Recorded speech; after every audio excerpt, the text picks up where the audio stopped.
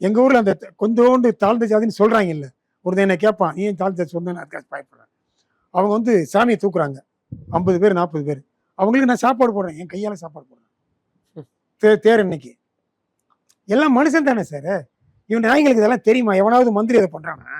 சும்மா வந்து பப்ளிசிட்டி பண்ணுறது, ஃபோட்டோ வச்சுக்கிட்டு நான் அந்த விஃப்தார் போனேன், அங்கே போனேன், இங்கே போனேன், இவனோட கோயிலில் என்னடா பண்ணுறீங்க? உண்மையாக பண்ணுங்கடா, மனசால பண்ணுங்கடா, மனுஷனா வாழுங்க. இருக்க போகிறது 5 வருஷம் 10 வருஷமா, எத்தனை வருஷம் எடுத்துருவேன் நீ? இப்போ உனக்கு வயசாகி போச்சு. இருக்கிறவரை நல்லது பண்ண ட்ரை பண்ணுங்களேன். நான் எப்போ பார்த்தாலும் லஞ்சம், இந்த மாதிரி பப்ளிசிட்டி கருமம் உண்டு. நீ அதுக்கு தானே வந்த? அது பேர் கிளைம் போடுற, நான் ரோடை போட்டேன், இது கிழிச்சேன் திருச்சேன்னு. நான் கூட தான் எங்க ஊர்ல ரோடு போட்டேன்.